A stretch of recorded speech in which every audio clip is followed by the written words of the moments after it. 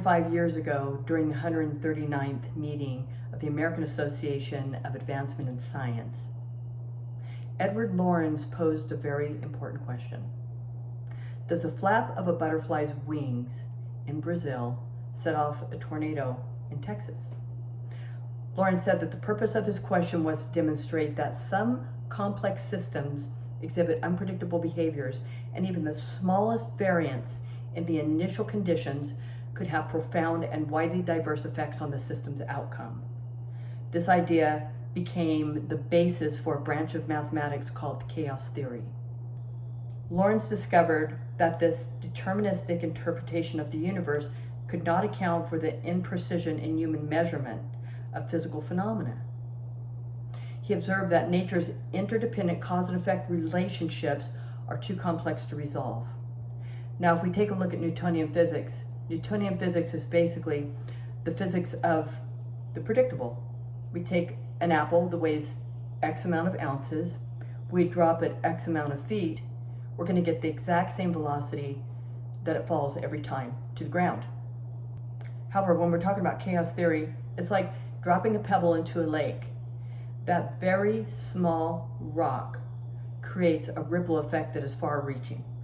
To approximate the most likely outcomes for such complex systems as weather patterns, for example, Lorenz began using sets of slightly different starting conditions to conduct parallel meteorological simulations. This method is still used today to generate our daily weather forecast. So there you go. Now you know why we can't predict weather with precision. So let's pose this question in a different way. If we could replay life from the beginning, would it turn out the same as it is today? If any of you have seen the movie The Butterfly Effect, you kind of understand this concept. In the movie, Ashton Kutcher, who's playing the main lead character, finds a way to go back in time to change certain variances in the past to try and predict a better outcome for the present moment.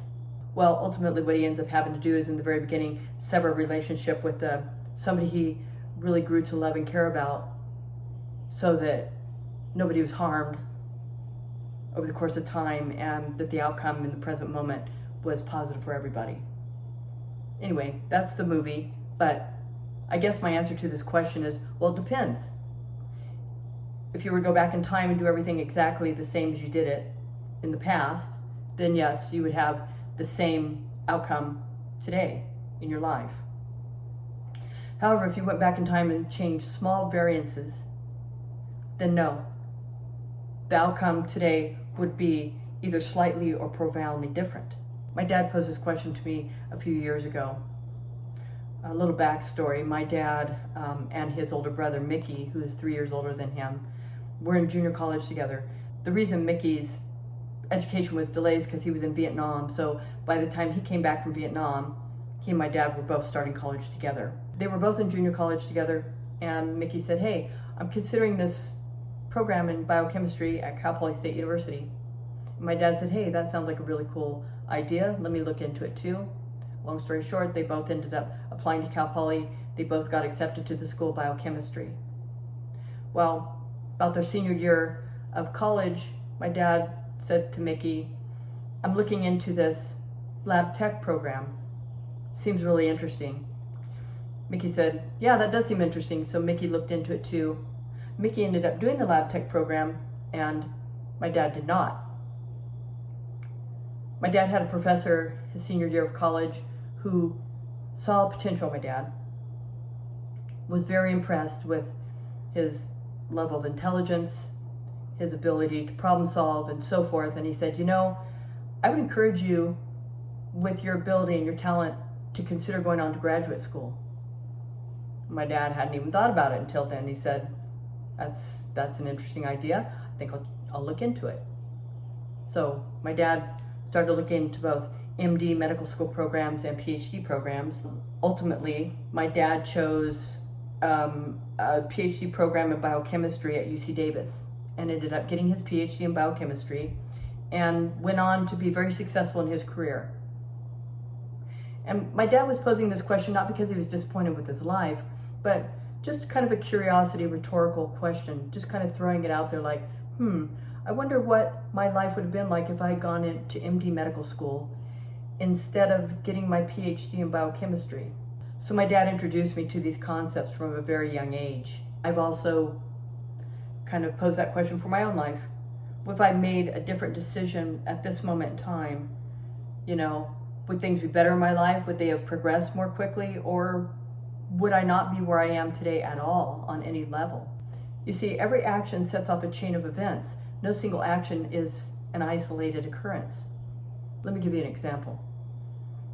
I have a very close friend who has used these very concepts in his own life to create his own success. You know, he says, I see this phenomenon happening around me all the time. Like one day I may be late getting out of a meeting and I might be kind of irritated about it, but I'm driving down the freeway, late getting somewhere else, and in front of me is a 5-car pileup with fatalities. This actually happened to him. And he said, you know, if I had left 10 minutes earlier, I very likely may have been a part of that accident. So we don't always know why things are happening in our life the way they are. Sometimes a seemingly negative situation is preparing us for a more positive outcome or future. So this phenomenon is called the butterfly effect.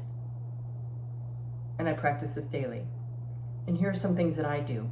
Number one act of kindness a day. At least one act of kindness daily. Whether it's smiling to somebody, complimenting somebody, helping somebody in some way, or giving a good customer service review. That's one thing I started doing. I am running 4 businesses and I do talk to a lot of customer service representatives. If I have a positive experience with this person, I'll say, hey, you know, you've really worked hard to resolve my problem. Is there a way I can review this call or this chat, depending on if I'm on the phone or online with them? And they'll say, yeah, you know, I'm gonna either at the end of this call, there'll be an option to take a survey, or yeah, at the end of this chat, I'll give you a link to a survey. And I will go and I will give that person a 10 out of 10 review. You know, we don't always know how somebody's day is going, you know, especially with customer service. I would not want to be a customer service representative. There are so many people calling with a negative attitude that are more focused on problems rather than solutions. Well, it's probably a breath of fresh air for these people to actually talk to somebody who is more interested in a solution. And, you know, they're getting paid for their time, but they don't deserve to be abused. So, you know, giving them a positive customer review is probably something that could really change the outcome of their life somehow, you know. One thing I don't do is give negative reviews. Unless if for some reason you've done everything to work toward a solution and you see that this is like, there's some red flags, then go ahead and give a review that's for the benefit of others to warn them to not do business with that company. Don't ever give a negative review just to run a company's reputation down. One thing I do is I always reach out to the company and try and resolve my problem first. Now, if you see some real red flags with the company, then it would be better to go to the FTC, Federal Trade Commission, or the Better Business Bureau to resolve your problem. So let me give you an example. I bought a product on Amazon. It was a little LED light, came in a pack of 6, and they were rechargeable. And I felt that the charge on the LED lights was not lasting long enough, or as long as I had hoped. And I thought, well, I was a little disappointed. However, I thought, well, you know what? There is a solution to this problem, because this company was not necessarily deceptive in their product description. Just maybe something could be done better. So Amazon will often, if you've been a customer of a product, send an email saying, hey, can you answer this question? And I got one of those for these LED lights. And instead of complaining, instead of running the company down or the product down, what I did, I said, because the light may not last a tremendous amount of time, what I did is I bought 2 more sets, and I always have one charging while the other one is running. And then when the other one is ready to be switched out, then I'll just charge that one up and put the charged LED lights out to, you know, do the job of illuminating the room like I wanted. Yeah, it's a little extra work. I don't need another full-time job, and charging and recharging lights, but I felt that it was fair to, be honest about the product and to offer a solution to the problem that I felt I was facing. Another thing I do on a daily basis is I show compassion. We don't know where people are coming from. Always give people the benefit of the doubt. However, don't put yourself in harm's way by any means. There's a big difference. But sometimes nobody's intending to irritate you or annoy you or to be rude. They're just having a bad day because of a series of events maybe that are leading up to that moment. So you could be the person that turns that around for them.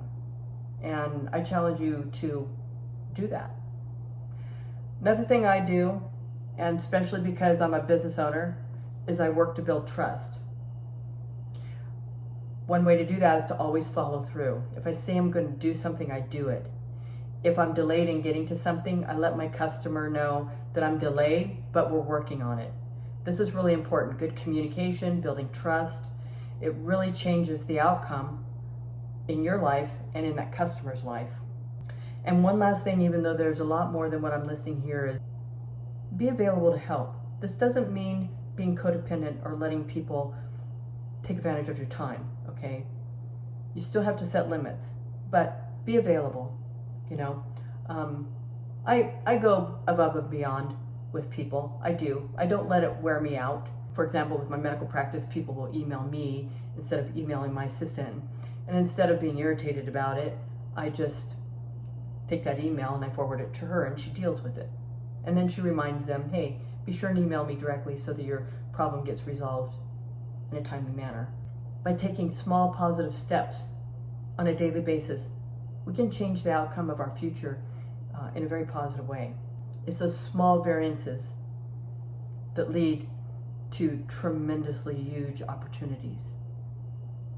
I have a mentor in business. His name is Anthony Morrison, and he's very successful. I've been very impressed with his program. In fact, I'm going to put a link in the description below so that you can check him out. Because if you're interested in building a business and being successful at it, I recommend you check him out. Early on in Anthony Morrison's pursuit for success, building his business, he went to a conference and he sat in the back. He admitted, I felt kind of awkward. I didn't really fit in. I was already seeing some success in my life and my businesses, but I was still kind of new at things. And this gentleman sat next to him. At the time, Anthony had written a book and he was having a hard time getting it out there and recognized. And this guy that sat next to him struck up conversation. Long story short, he learned that Anthony had this book he was trying to publish, and he said, I'll tell you what, let me make an infomercial for you, and we'll work on getting your book noticed. Long story short, they did the infomercial. That book sold 1 million copies the first month. That book has gone on to make him over $100 million, and that's just one book. Anthony now has many different aspects of his business, different branches, and anyway, if he hadn't gone to that conference, that one simple act of showing up, he may not be where he is today. So think about that, guys. What small thing can you do today? Because people think, oh, my opinion doesn't count, my vote doesn't count. It most certainly does. Your input in life, for example, showing up, having an opinion, doing one small act of kindness a day, could make the difference between your success or failure in the future. So I'm going to challenge you guys. All right. Now, this is an idea that I did not come up with myself.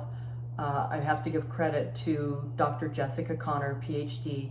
She is actually the creator of Your Universe. You can find her on YouTube, and it's Your, YOUNIVERSE. For 30 days, I want you to do a butterfly effect calendar, okay? Write it out, okay? Everything needs to be written out. On the right-hand column, you can write out different things that you could do on a daily basis to make a difference. And then in each 30-day square, however you decide to format it, write down what you did that day and positive changes that you see in your own life. I guarantee you, by the end of the 30 days, your life will be profoundly different. Hey guys, if you like this video and you want to support my channel, please hit the like button and subscribe. Hey guys, I'm Victoria Munoz, and this is my channel, Kill the 9 to 5, where you can find everything you ever wanted to know about building a business that nobody would ever tell you until now.